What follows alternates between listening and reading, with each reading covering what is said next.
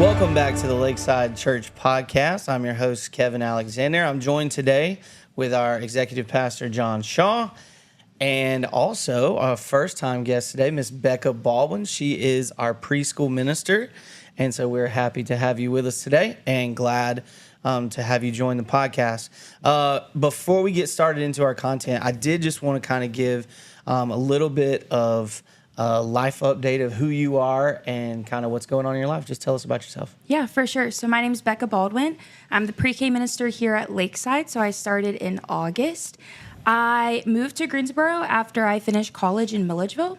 I moved here not knowing anyone at all. I was the 4-H agent. I lived in someone's garage apartment. And in that year, the Lord was like, man, you're kind of alone and that's going to be okay. And you need to lean on me. Then a year later, I met my now husband.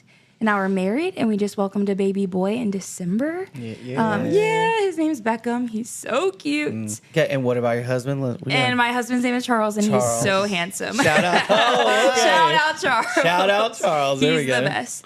And so in August, the Lord really just convicted my heart of, hey, I have this door open for you, and I think you need to apply. I was super scared.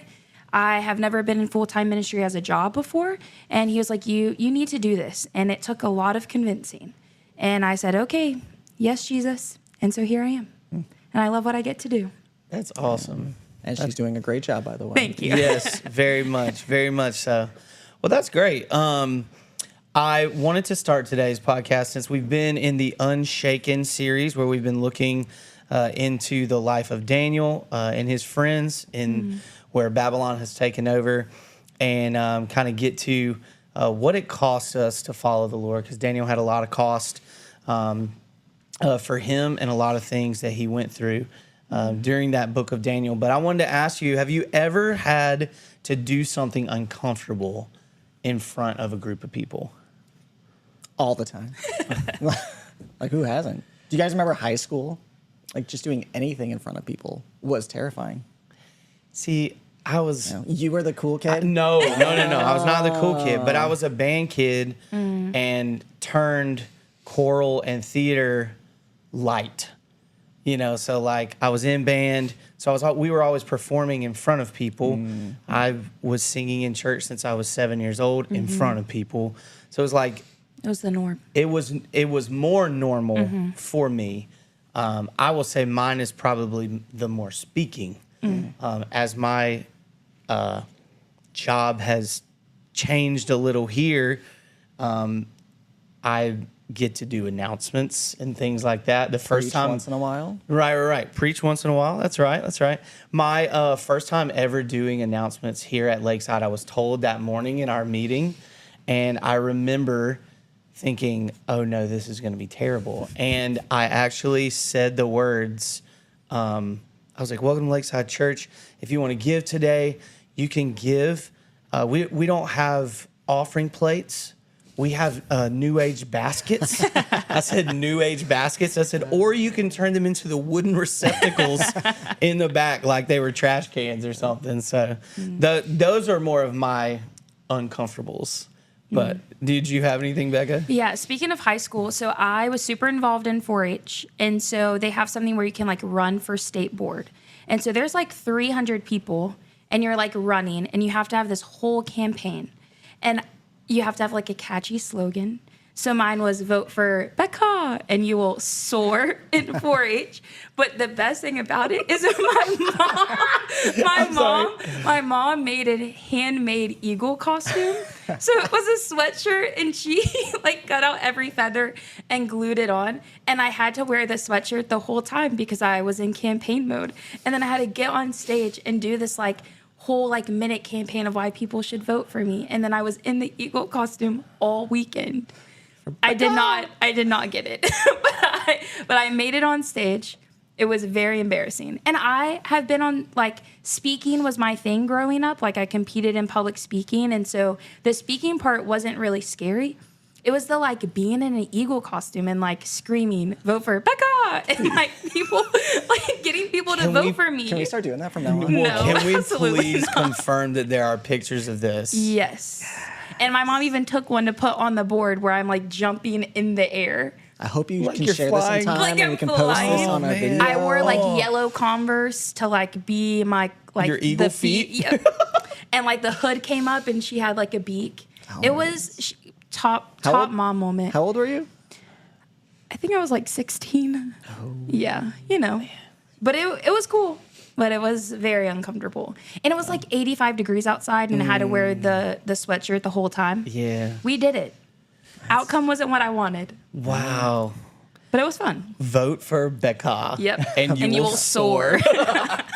Wow. It was catchy. Man, I will that say. is- It was that- clever. Did you feel like your mom, like, she's like, hey, I made this? Did you come up with the slogan, or did your mom say, if you do this, then I've got a whole outfit planned and everything? I think we like brainstormed together. Okay. And I think it came from like the Pitch Perfect scene where the boyfriend in the crowd is like, Becca. And he had like the American flag behind them, so like very different vibe. But she was like, that's like an eagle, and like rock eagle, very concrete in the 4-H world. There you go. So she was like, this would make sense. And then she went all mom mode. Wow. That's awesome. She's the best. Very creative. I cannot too, though. wait to Yes. see these pictures. Yeah, we're gonna need Blake to throw up a picture of Yeah, that we'll do it. We'll do it. if possible. Well, yeah, man, that's tough. So I can only imagine. I know all the things that were like going through my head in the times where I had to speak and thinking about fumbling those moments.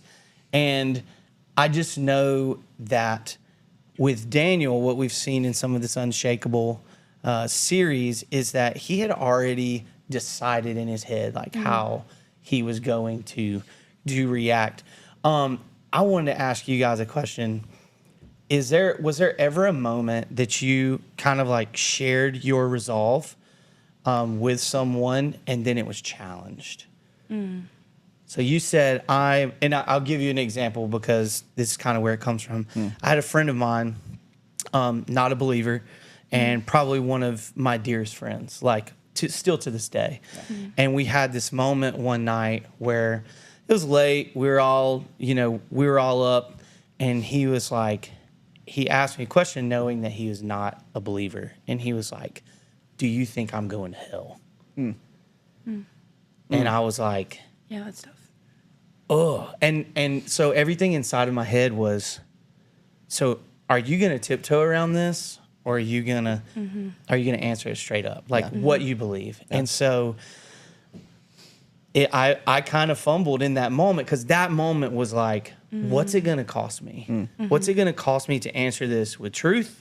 Or how am I going to beat around the bush enough to salvage what could come of this? Because I'm more of the like, what's the worst that could possibly happen? And if I prepare myself for that, then I'm willing to accept the outcome. But my tiptoe, I tried to tiptoe. I did. Of, well, the Bible says. The Bible says. And I went in that way, and he was like, no. He refused. He would not accept that the Bible says because he didn't believe in the Bible. Right. And so he goes, what do you think? Do you think I'm going to hell? And I had to say yes. And he goes, thank you. He was like, I'm glad you didn't hide behind your Bible.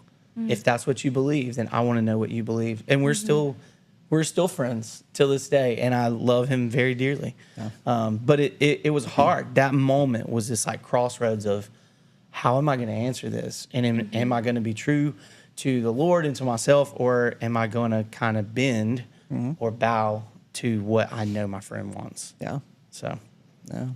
I was 26-ish. I was intern at my church dating this girl. And she was a Christian, but I was working at a church. And I'm like, I'm going to work at a church. But even more than that, I was very clear with her that long-term goal was missions. Like, I want to go on the mission field. I feel God calling me there someday, not necessarily today. And I went off for a mission trip that summer and came back, and she's like, is this who you are? I'm like, it is. And she's like, I can't do that.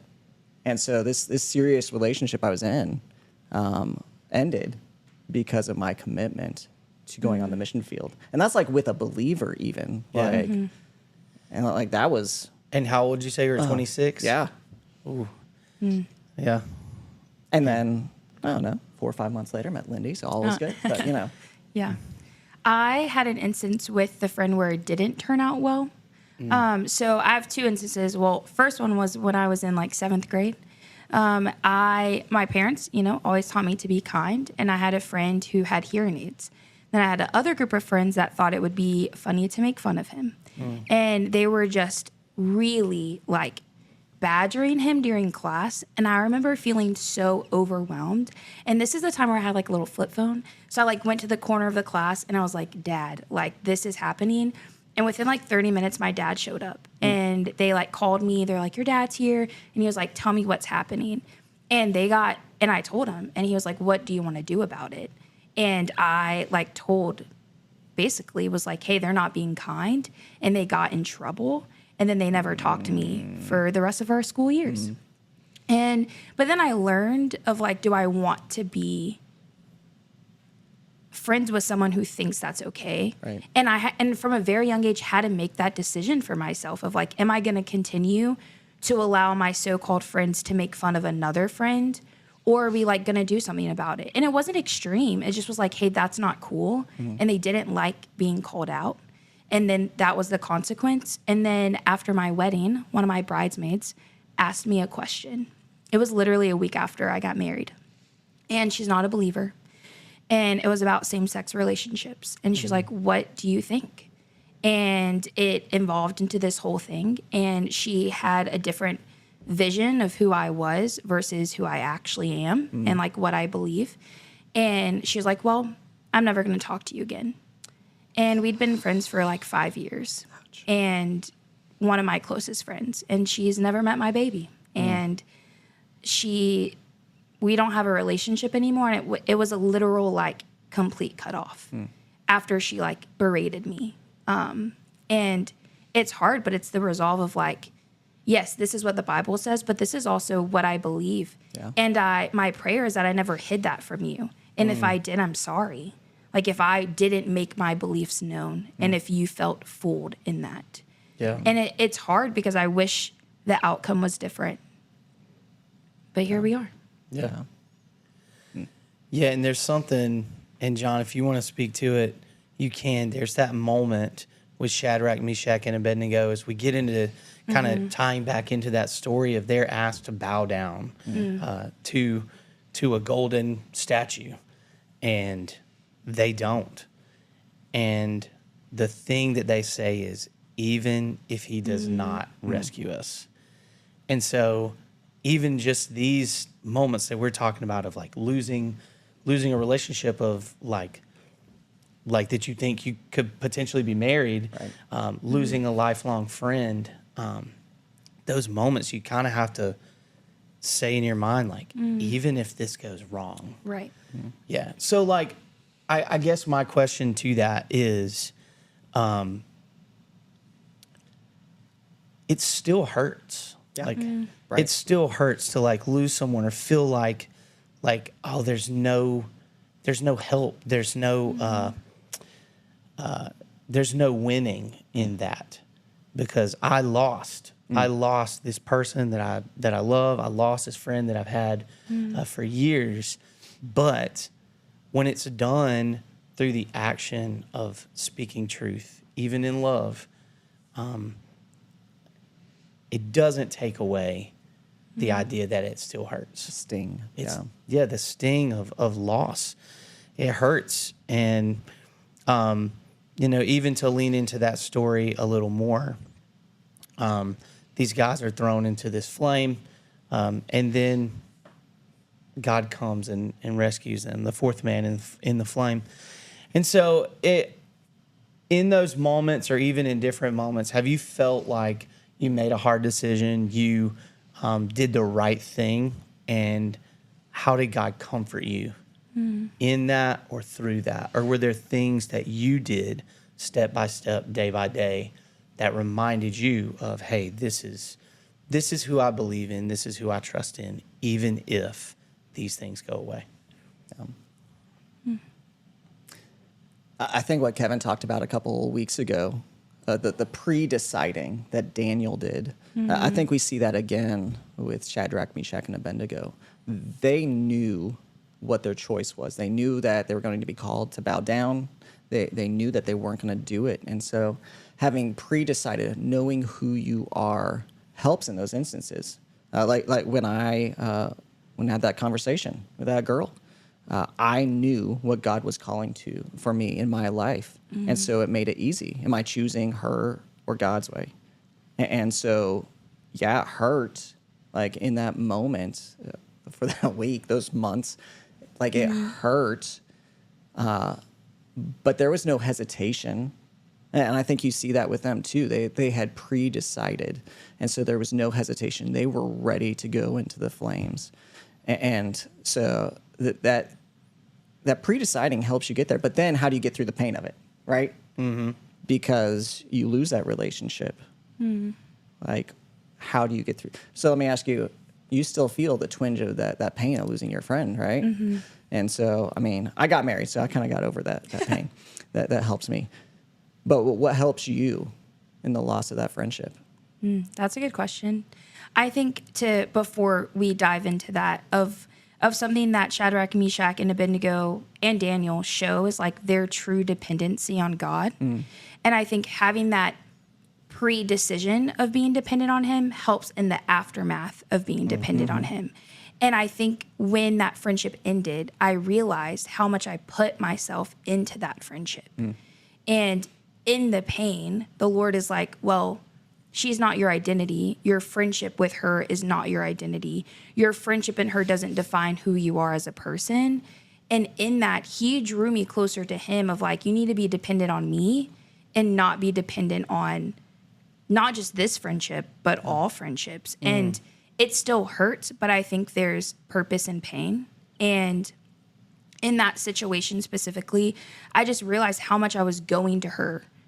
And she, like, not a believer, but also just, like, not walking in the same season. And here I am, like, giving her everything. Yeah. And then I realized I was then replacing that with, like, calling my mom and, like, telling my mom everything. But the Lord really, like, called out in me of are you being dependent on your relationship with others, or are you being dependent in your relationship with me? Yeah. And I know that's hard because it feels very, very broad, but in that pre-decision of being dependent, sitting in the pain, like I can't ignore it, like it happened. Right. And sitting in that being like, okay, God, what next? Because this isn't how I wanted it to end, but what do you want from me now? Yeah. And asking that question and being able to like sit with that of like, okay, Lord, like I'm asking you this question and I'm going to expect you to respond. Right. And in that being like willing to hear what he has to say. Yeah. I think there's two things that believers can do when sitting in that pain. The first is look back. This is what God has done in the past. I've seen him do this in my life before. So I know he can pull me and bring me through this pain. And I know he can do this. But there's also the looking forward, the looking at the promises that God has given. Like He's promised to never leave me nor forsake me. I know he will be with me. And because I've seen what he's done in the past, I know that there can be a future. I have seen him do things in other people's lives. And so I know he can do it in my life as well. And so the believer has a hope that a lot of people don't have. And you can see that with them, Shadrach, Meshach, and Abednego. That just the hope that they have, even if, man, there's a song I was telling you about right before we got on here by Cutlass. You should go listen to it. Even if the healing never comes and life falls apart, he is still strong and he is faithful. And there is something that we have as believers that nobody else has. For those either beginning a faith journey, for those who maybe are not as strong in their faith or have kind of been drifting, what are other things that we go to instead of going to the Lord? Because those are the things I think that we can kind of tangibly assess to say like, hey, if I find myself going to this, then I should be going to the Lord.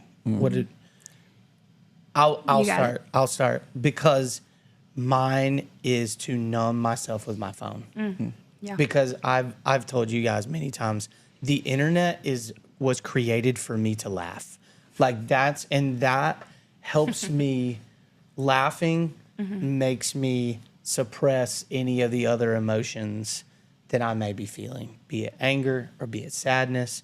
If I can just laugh, even about the situation, I probably have a more comedian like molded mind. And so even if something terrible has happened, sometimes I will like make a joke about it to make it less terrible or to make it less just awful in nature.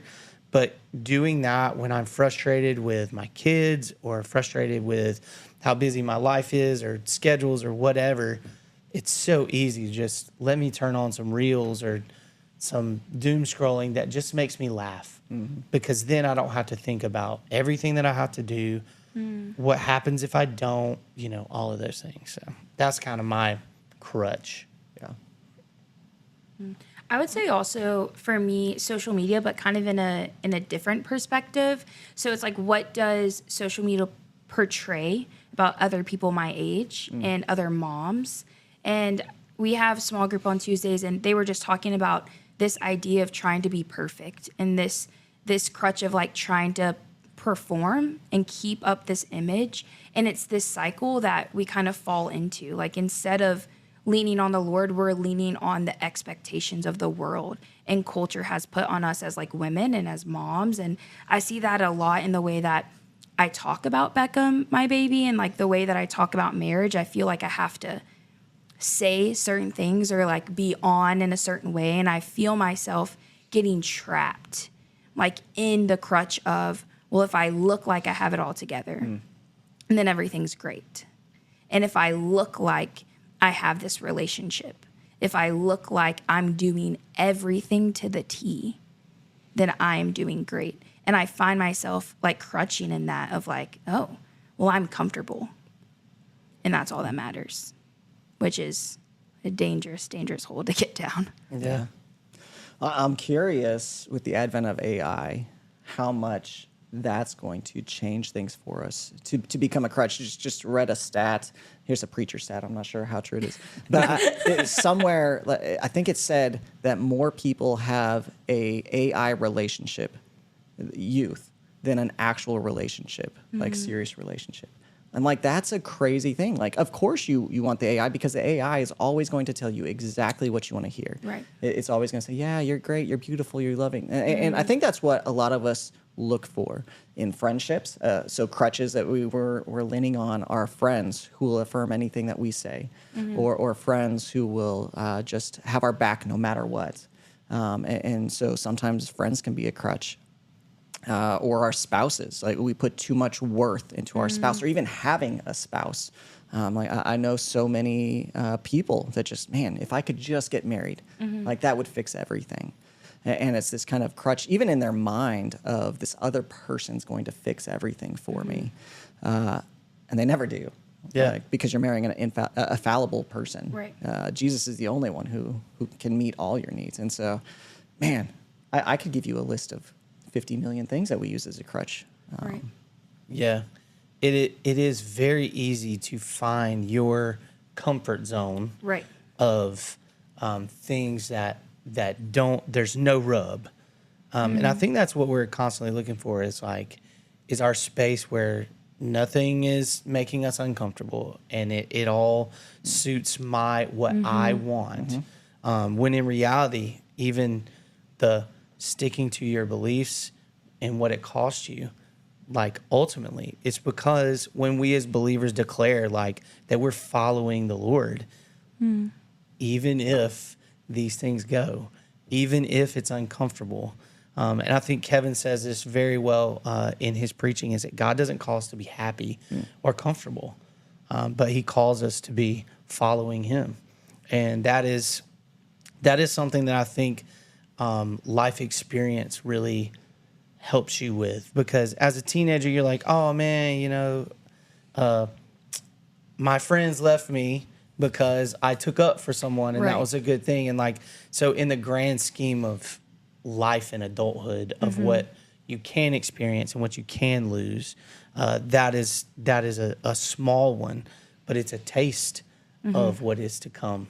I know a friend of mine always talks about when you are baptized, that it's not just that you're declaring that you're following the Lord, but it's that you are declaring, like the enemy is now declaring war against you. That's good. And that is, it's scary. So scary. But it's something like, I love to see our kids, our children that are making decisions of faith and following the Lord.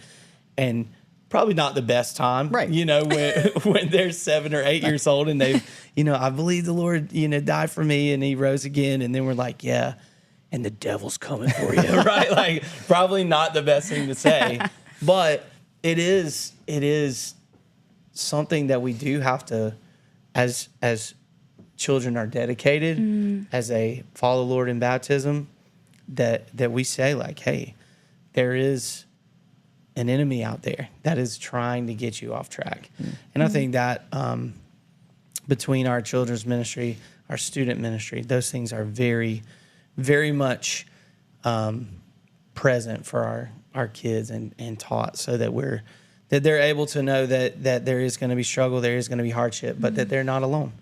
And building community here within the walls of the church and outside the walls of the church, and leaning on Lord for dependence. That's something. And the habits that we form to remind ourselves. So, Scripture tells us to be transformed by the renewing of our minds. And the small steps that we take daily lead to these moments to follow the Lord in difficult times. So is there anything in your kind of like walk with the Lord and your personal habits that you feel like kind of sets you up or reminds you or renews your mind daily or often that helps you in your day-to-day life? Yeah, so I am kind of struggling with one right now. So I used to be very good at like opening the word before I went to work. And then I had a baby. And now it's like all my morning consists of just making sure that we're doing everything we need to do and getting to daycare before 9 a.m. Amen. And it's crazy the amount of like time things take. And then like maybe he has a blowout or maybe he spits up and it's like, oh, we're having an outfit change. So my mind is so focused on getting from point A to point B. And so it's okay, well, Becca, then you need to get up earlier. Or how can you make this time like more geared toward the Lord? And it's so funny because he like can't quite understand. So Charles was like, Becca, you can just listen to a normal podcast. And I'm like, oh, okay. But I like found this like kids Bible podcast that explained the stories of the Bible. Because I'm like, oh, we'll just learn together. And it's them saying it in a very kid-friendly way, which sometimes we need that as adults of just something so simple and plain. And I've seen the difference in like my mornings of, okay, well, this is just playing in the background. And yes, I do need to wake up early and I'm working toward doing that and having my alone time. But also, what can I be doing during this time that feels so rushed? What can I do to take time and be like, okay, God, I'm recognizing you in this space instead of just pushing you aside and trying to do it alone. And I've found that has helped my mornings of not getting mad at a baby that can't control when he spits up. Like, he doesn't know what he's doing. Right. He's literally 5 months. But without focusing on the Lord, I was just focusing on the things that weren't going right. But when my eyes are fixed on God, then it's like, okay, Lord, like I'm recognizing you in this space and I'm not dwelling on the things that I can't control. Yeah. And that has helped a lot in motherhood of just my mornings, but also like our daily schedules when it doesn't go the way that I've planned. Yeah. And I think that's something really important for our listeners to hear is that life changes. Yeah. And your habits have to change with it, and that's okay. Yeah. What you did spiritually when you were 18 is not going to be the same as when you're in college. It's not going to be the same when you are in your first job. It's not going to be the same once you have a child, and it's not going to be the same once you are an empty nester. Every season is going to look different, and that's okay. But there are certain things that we all ought to be doing to be growing closer to Jesus. That time in the Bible, that time talking with Jesus, like making sure that you're communicating with him. And time listening. I think that's the one for me that has been the most important, because I'm really good at the doing. Like, ooh, if I can check mark, I read my Bible. I can check mark, I did this. But just sitting there and being with God, it feels so counterintuitive. But it's one of the most important things for me. Like, in our groups, we do kind of a one thing. And so after each group, hey, what's one thing I'm going to work on? And one of my one things once was, I'm not going to listen to anything, no podcast, no radio, nothing on my drive home. I think I've talked about this before. But that 15-minute drive home now has been such a good time of God. And it's not me speaking at him. A lot of times it's just me being with him. Yeah. And when I don't do that, like my wife can tell. Like she may not know, but like, you're a little bit on edge. Like what's going on? There's another habit that I used to do all the time. And now that, again, kids ruin everything. I mean, they're great. They bless everything. But I used to, once a semester, so 4 times a year, I would go take a day in Colorado. There was a Jesuit retreat center, and there was no talking allowed on campus. And I would go for sometimes a day, sometimes just half a day, 2-3 hours, and just be silent with God. And it was so restorative for my soul that I'm like talking about things that I missed that I used to do. Like, why did I stop doing that? Well, I don't have a place like that here, but I can find something. There's enough outdoor places here. But that's for me the big one. So for a mom or dad that's in the thick of it, and I'm saying that for myself as well, and you're also in that. We're all in the kid phase of like, for someone to say, must be nice to be able to take a day and go be silent. Right. You know, like I can almost feel a listener saying that. Yeah, must be nice. Oh, Lindy hates it when I talk about my 15-minute drive. Oh, you get 15 minutes to yourself? Yeah. I mean, so I guess rubber to the road for that person. What's that? It's a 15-minute drive home in silence. Yeah. We talked about it, Lindy and I, because she's in group. She's like, must be nice. Like, I don't get that. I'm like, okay. I'm going to come home, and after that 15-minute drive, I'm going to hang out with the kids. You go for a walk. And so we've started doing that. So we found a workaround where we found a way for her to get the same thing. And so there are ways. If you want it, you'll figure it out. But, Yeah, I think with that, too, I think it's uncomfortable sometimes. And I think as a mom, it can feel like you can feel guilty for like saying and admitting like I need time and actually doing it. And I think it makes us uncomfortable because a lot of the times, not just women, men too, but we expect people to know what we need. And if we don't admit it, if we don't like bring it into light, we're like, if Lindy never said must be nice and you guys never talked about it, then she's never going to get what she actually needs. So like listeners, it's hard. Like and it's uncomfortable for everyone, but you have to be able to articulate and communicate what you need. And like in that, no, it does not make you a bad, specifically to the moms out there, it doesn't make you a bad mom for saying, hey, I am overstimulated, I am overwhelmed, I am touched out, I need those 5 minutes. But with that, be okay with you saying that and be okay with like your husband saying, okay, I got it for 5 minutes, go take that walk. Well, you need to go take that walk and not like feel. It's hard because I'm not trying to tell you how to feel because it's very hard. Even like in the afternoons when I come home, Charles has been at work all day. I've been at work all day, but I get the mornings with Beckham. But like the sense of control I have to give up of like, he is safe with his dad. His dad loves him. They are playing and they are laughing. But like my fear of missing out is like, I want to make him giggle. Like I want to be there. But like, Beckham doesn't know, you know? And when he's 6 years old, he much rather would want a regulated, connected mom to the Lord than a mom that is spazzed out. And I have to hold on to that of like, he's not going to remember that 5 minutes that I wasn't making him smile when he was 5 months old. But that's hard to like reckon with because when we go back to what we bow down to, there's super moms on the Instagram. Well, they make it look like they're super moms and they have it all together. And they don't. It's fake. That's It's right. fake. It's fake news. It's fake news. But yeah, so I've been learning a lot in that. And it's hard because you have to communicate what you want. And then you actually have to do it. Yeah, it's interesting you said that you feel guilty when you don't. And that is something I'm a golfer and I really like to golf. Everyone knows that. Yeah, we love that. Yeah. But there's not a big equivalent to that for my wife. Yeah.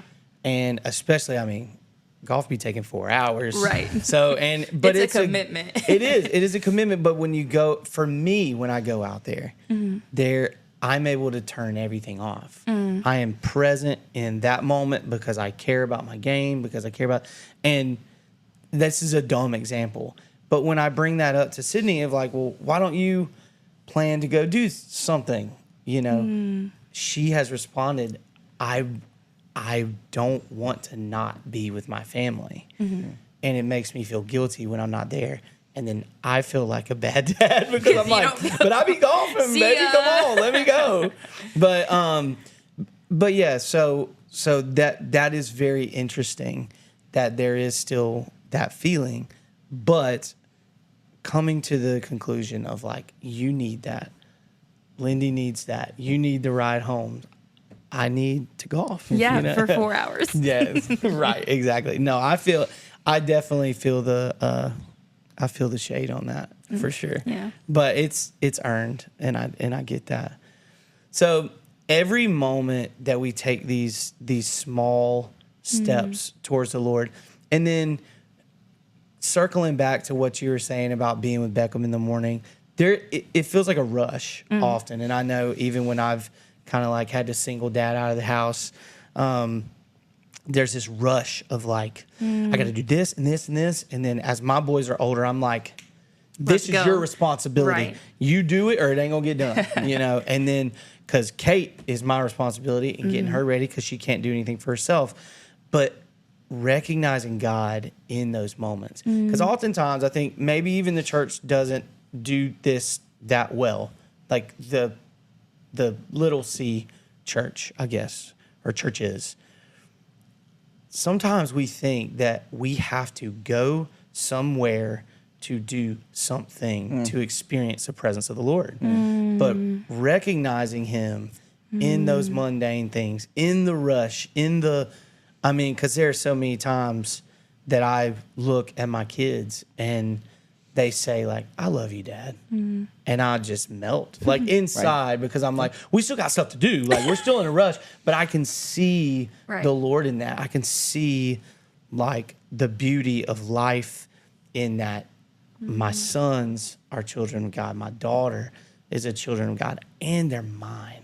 They're my child too. So whereas they may come home and culture's trying to shape their identity, but I always want them to know you are the Lord's, you're an Alexander, and you're loved. Like you're loved by me. And it's not because you made the all-star team or got called to go read to your class from last year or, because you used the potty for the first time on your own. Right. Like those things, those achievements, those accomplishments are not what grounds you, but the fact that you are the Lord's and that you are mine are the things, and you are loved. Those are things that continue to drive us towards recognizing God in the present and seeking Him in those steps, be it a quiet time that exists of reading the Bible, of silence and solitude and prayer, those things, listening to good podcasts that are, glorifying to the Lord and shape like us. This one. Hey, nice plug.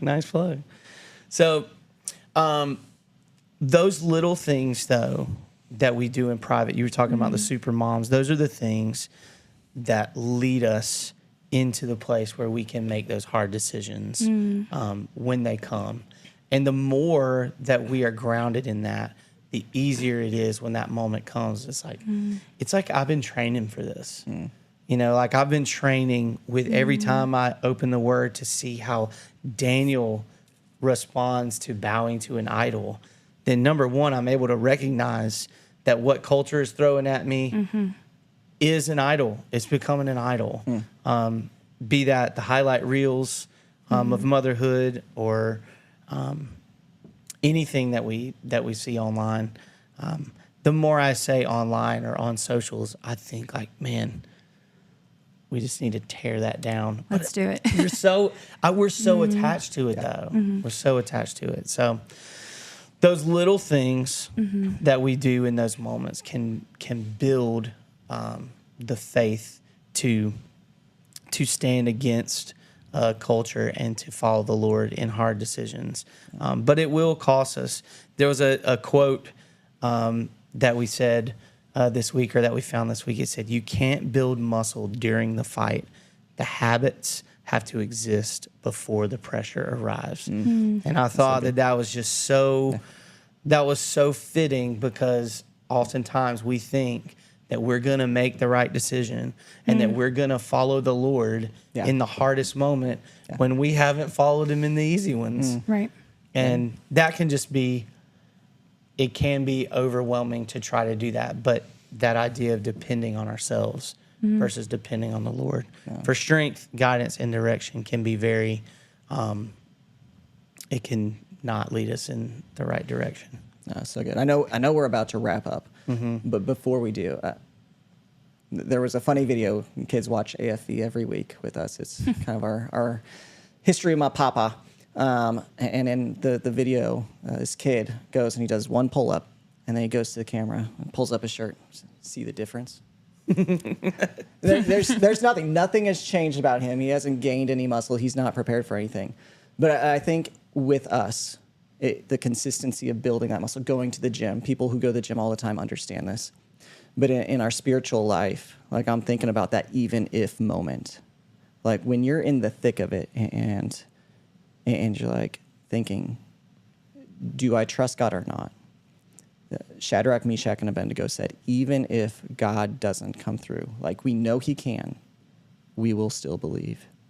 And so we have to be building up our muscles, because, I mean, there's story after story where God does show up in the Bible, but there's also stories like Stephen, we see in Acts, where he is preaching and they stone him to death.